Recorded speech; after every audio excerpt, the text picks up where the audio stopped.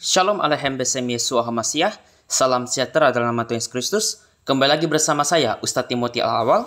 Bapak Ibu Saudara sekalian, mungkin kita sering mendengar suatu pemikiran Muslim yang menyamakan Yesus dengan Nabi Muhammad dalam Yohanes 17 ayat yang ketiga. Mereka mengatakan bahwa umat Kristen tidak bisa memahami mana yang diutus dan mana yang mengutus. Tahukah Bapak Ibu, jika pemikiran mereka juga berdampak dalam akidah mereka sendiri, di mana ada aliran Mu'tazilah dan Jahmiyah yang dulunya bermusuhan dan Ahlus Sunnah wal Jamaah. Mu'tazilah dan Jahmiyah mengatakan Islam Ahlul Sunnah tidak bisa membedakan mana yang diturunkan, maksudnya Qadimul Quran, dan mana yang menurunkan, yaitu Allah yang Qadim. Seperti yang disampaikan juga oleh Khalifah Al-Ma'mun. Nah, untuk tahu pembahasan lebih lanjut, mari simak video ini. Yesus memang diutus Bapa dalam Yohanes 17 yang ketiga itu. Tetapi konteks pengutusan Yesus tidak sama dengan pengutusan para nabi perjanjian lama. Karena pengutusan kenabian dalam perjanjian lama melalui penglihatan perjumpaan Allah kepada nabi yang berasal dari bumi. Bapak Ibu Saudara sekalian nanti bisa cek dalam Bilangan pasal 12 ayat 6, di mana Allah itu menjumpai dia dalam sebuah tanda ataupun dalam mimpi. Hal ini berbeda dengan pengakuan Yesus yang diutus dari atas, yaitu surga. Yohanes 6 ayat 38, dan sudah ada sebelum dunia dan manusia, dalam Yohanes 17 ayat kelima. Coba kita simak dari ayat yang saya tampilkan berikut ini ya, supaya bisa lebih jelas maksudnya apa. Oke, mari coba kita cek dalam Yohanes 6 ayat 38 yang berbunyi seperti ini. Sebab aku, maksudnya Yesus, telah turun dari surga. Ya, turun dari surga. Bukan untuk melakukan kehendakku, tetapi untuk melakukan kehendak Dia yang telah mengutus aku. Penjelasannya adalah Yesus diutus dari surga. Tidak pernah ada nabi yang diutus dari surga kecuali Yesus sendiri. Karena kalau kita lihat dalam perjanjian lama, Allah selalu menjumpai para nabi dari bumi ke bumi. Ya. Nah, dalam Yohanes 17 ayat kelima, bahkan Yesus mengaku sudah ada sebelum dunia. Oleh sebab itu ya Bapa, permuliakanlah aku padamu sendiri dengan kemuliaan yang kumiliki di hadiratmu sebelum dunia ada. Pernahkah Nabi Musa mengatakan aku sudah ada sebelum dunia ada? Pernahkah ada nabi-nabi yang dalam perjanjian lama mengatakan aku sudah ada sebelum dunia ada? Bahkan Yeremia sendiri pun dalam perumpamaan Allah dia mengatakan bahwa sebelum engkau lahir aku telah mengenal engkau. Tapi Nabi Yeremia tidak pernah mengatakan aku sudah ada sebelum ada ibuku. Memang dalam image Allah, dalam pemikiran Allah, dalam hikmat Allah, Yeremia sudah dibentuk dalam rencana Allah. Tapi dia bukan bagian dari sifat Allah. Yeremia bukan dari sifat Allah, bahkan bukan bagian hipostasi sang firman.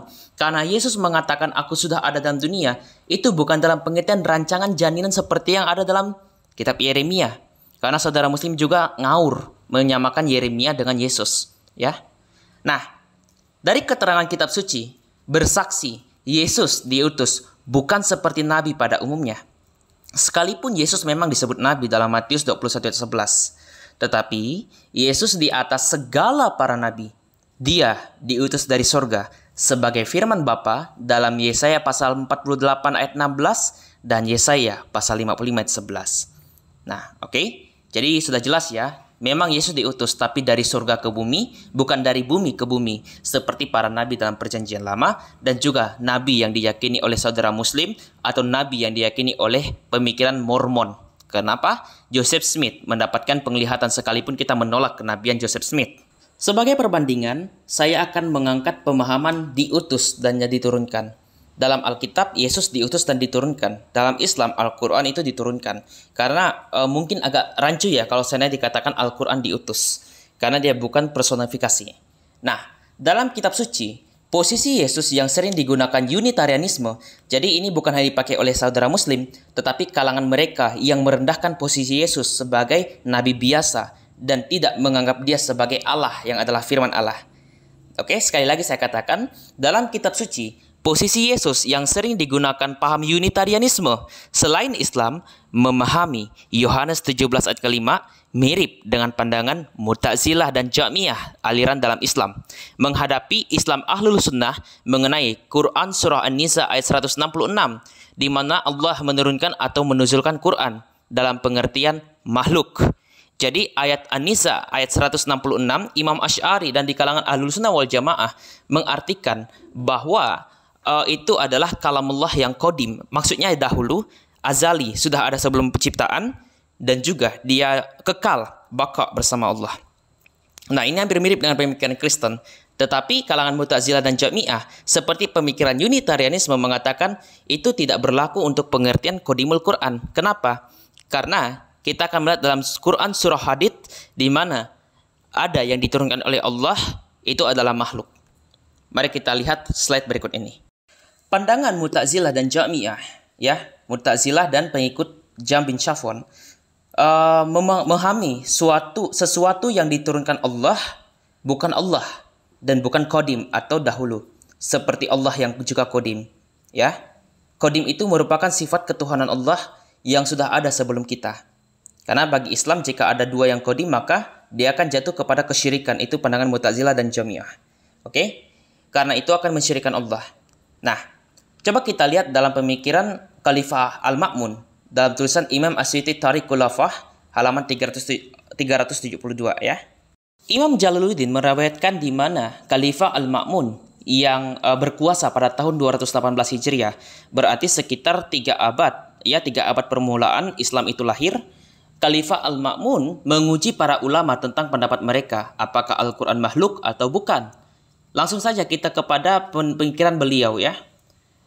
Dalam surat pemerintah itu dia menulis, Amirul Mukmin telah mengetahui bahwa mayoritas jumhur kaum muslimin dari kalangan rakyat awam yang tidak memiliki pandangan yang luas, tidak memiliki ilmu yang mapan, dan cahaya ilmu serta bukti kebenaran, telah menyamakan antara Allah dan apa yang Allah turunkan. Lihat apa yang saya garis dengan garis pena ini, ya. Telah menyamakan antara Allah dan apa yang Allah turunkan. Ini mirip sekali ketika saudara muslim, orang Kristen menyamakan antara Tuhan dengan yang diutus. Nah, coba kita perbandingkan. Dalam pemikiran Khalifah Al-Ma'mun, hal itu pun juga dipentaskan ulang. Karena bagi dia yang qadim itu hanya Allah saja. Yang dahulu itu hanya Allah saja. Bukan kalam yang dalam bersifat kalam nafsi, yang diyakini Al-Quran dalam mushafnya itu terkandung kalam yang qadim. Oke? Ya, sama seperti Kristen yang pernah diserang mengenai Yesus yang diutus dalam Yohanes 17 ayat ketiga di kalangan Unitarianisme kekristenan dan juga di kalangan Islam polemik. Hal ini juga berlaku dalam Islam antara perdebatan qadimul Quran, pengikut Asy'ari maupun juga kalangan Jahmiyah yang berkuasa pada itu yang sama dengan pemikiran Mu'tazilah. Nah, coba kita lihat dalam kitab Al-Ibana fi Ushul Diyanah halaman yang ke-147.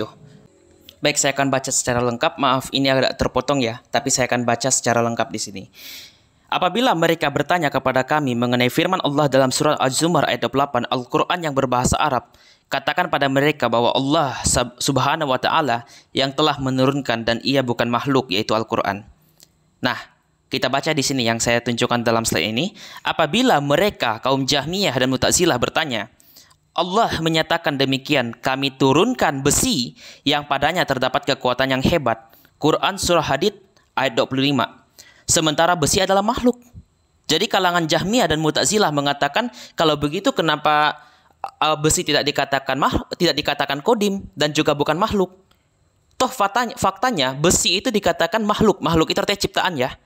Makhluk itu bahasa Arab artinya ciptaan, kebalikan dari kata khaliq yang artinya pencipta. Kenapa besi dikatakan makhluk tapi Al-Quran tidak? Nah, Imam Asy'ari menyanggah, katakan pada mereka bahwa besi adalah benda mati, dan itu tidak serta-merta mengharuskan bahwa Al-Quran yang diturunkan itu juga adalah benda mati. Nah, kalau kita lihat dalam catatan kaki, di sini dinyatakan bahwa di bagian ini ditunjukkan kedunguan kaum Jahmiyah yang menyatakan status makhluk terhadap Al-Quran, status terciptanya Al-Quran dengan membandingkan Al-Quran dengan besi. Karena Al-Quran diturunkan dan besi juga diturunkan, dinuzulkan. Jadi karena besi adalah makhluk, maka Al-Quran juga adalah makhluk. Nah, saudara muslim juga bisa berpikir, seandainya Imam Asy'ari menyangkal surah Al-Hadid ayat 25 disamakan dengan Al-Quran yang adalah kalamullah, kenapa Anda ingin menyamaratakan Yohanes 17 ayat yang ketiga, bahwa Yesus sama dengan para nabi? Nabi-nabi yang lainnya adalah makhluk. Bagi kami tidak. Yesus adalah firman Allah, yang dimana firman itu bersama dengan Allah, dan firman itu adalah kekal dan qadim. Dia dari atas, sedangkan nabi-nabi lainnya dari bawah. sudah saya jelaskan sebelumnya, jadi saya tidak akan jelaskan berulang kali ya. Kita lanjut di sini. Biasanya di kalangan Islam sendiri yang awam, mereka mengerti bahasa Arab, maksudnya hafal bahasa Arab tetapi tidak mengerti makna teks aslinya. Nah, biasanya mereka kan berpacu kepada terjemahan untuk mengartikan secara harafiah, padahal terjemahan tidak selalu tepat. Kita lihat di sini Quran surah 57 atau surah Al-Hadid ayat yang ke-25. Dikatakan bahwa kami, yaitu Allah, menciptakan besi. Padahal dikatakan di sini tidak ada kata khalaqa atau ja'alah. Karena kalau kita lihat nantinya dalam bahasa Arab itu ada kata anzalah dari kata nuzul yang artinya diturunkan, seperti Al-Quran juga diturunkan.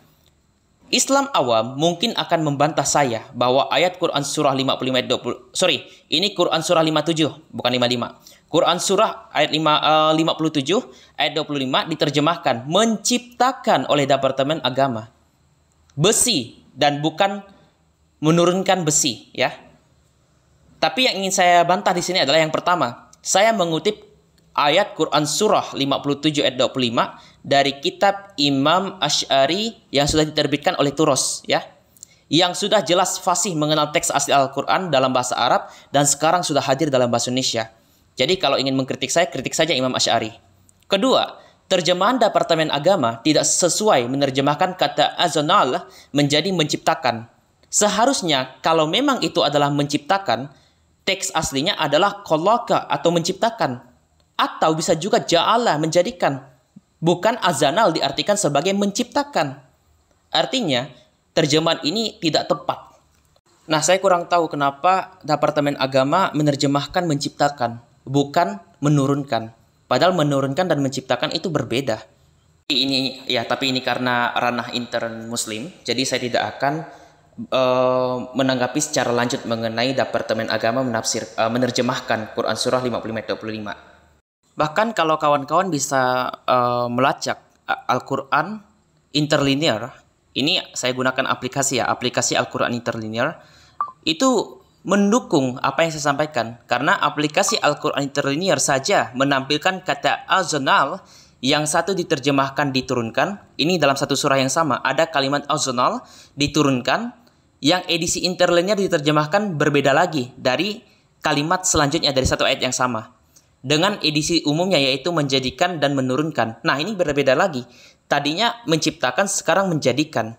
Antara kata khalaqa dan juga kata ja'ala ini dipadukan dengan menyamakan dengan azanal. Padahal azanal artinya menurunkan. Ya, di situ tidak ada kata ja'ala. Jadi ini adalah suatu indikasi pemahaman yang dimasukkan dalam suatu teks aslinya untuk mengartikan kata diturunkan. Jadi sekali lagi saya katakan dan penuh hormat dengan saudara Muslim, jika memang Alkitab banyak dikritik terhadap terjemahan dan teks aslinya, Al-Quran juga pernah mengalami yang sama seperti ini. Quran surah Al-Hadid ayat 25 saja, itu ada dua kata yang sama tapi diterjemahkan berbeda. Padahal tidak ada kata menjadikan atau menciptakan sama dengan kata diturunkan. Oke? Sebagai perbandingan, saya akan menggunakan dua pemahaman aliran Islam dan Kristen. Yang mana supaya kita fair ya, saudara Muslim suka mengutip Yohanes 17 ayat yang ketiga mengenai yang diutus. Ini seperti di kalangan Kristen Unitarian. Begitu juga saya akan mengutip Quran surah 57 ayat 25 atau surah Al-Hadid ayat 25 mengenai definisi yang diturunkan. Pertama, saya akan membahas tentang Quran surah 57 ayat 25 mengenai yang diturunkan. Di mata Mu'tazilah, suatu humor menyamakan Allah yang menurunkan dan Al-Quran yang diturunkan sebagai kalam yang azali dan kodim dan sama dengan Allah. Kita sudah membaca itu dalam Tariq Khulafah di mana Khalifah Al-Ma'mun menyindir bahwa Ahlussunnah menyamakan yang diturunkan dan menurunkan. Ini mirip ya, ini mirip dengan kekristenan Unitarian. Di mata Unitarian, merendahkan Yesus bukan Allah karena dia diutus bukan yang mengutus. Mirip sekali. Yang kedua, Quran surah 57 ayat 25 bermaksud menyamakan Quran dan besi. Ya, jika Quran bukan makhluk dan dia dinuzulkan Allah, mengapa besi tidak dianggap kodim dan bukan makhluk juga? Dan yang kedua, ini mirip juga dengan kita bandingkan dengan pemikiran Kristen Unitarian. Yohanes 17 ayat yang ketiga dianggap juga oleh Unitarian dan polemikus Muslim sebagai bukti Yesus hanya nabi biasa. Tapi bagaimana dengan Kristen yang lurus dan Islam yang lurus? Kita lihat di bawah ini. Yang pertama, bagi Ahlus Sunnah wal Jamaah, Quran diturunkan karena kalam merupakan sifat yang azali dan dapat dibedakan ya dengan zat Allah. Makanya Maturidiyah pernah mengatakan as-sifatul laizat walahiyya ghairulha. Sifat berbeda dengan zat tapi bukan yang lain dari zat. Nah, bagi Kristen ini dalam pemikiran arus utama membantah kalangan Unitarian, Yesus diutus karena dia firman Allah, dapat dibedakan dengan Bapa tapi satu dengan Bapa. Mengutip Yohanes 1 ayat 1, bahkan Yohanes 10 ayat 30. Yang kedua, bagi Imam Asy'ari, besi termaksud ciptaan, benda mati. Tapi Al-Quran bukan berarti benda mati. Ini counter Asy'ari terhadap kalangan Jahmiyah dan Jahmiyah dan Mu'tazilah. Bagi Kristen, Yohanes 17 ayat yang ketiga, pandangan Kristen yang lurus atau kekristenan utama, Yesus diutus dari surga, bukan dari bumi. Musa, Yeremia, Yesaya, dan nabi-nabi lainnya diutus dari bumi. Dan tujuannya kepada bangsa Israel yang ada di bumi juga. Yesus dari atas dan bukan seperti nabi yang berasal dari bawah. Sekian dari penjabaran saya. Semoga ini bermanfaat. Tuhan Yesus Kristus memberkati.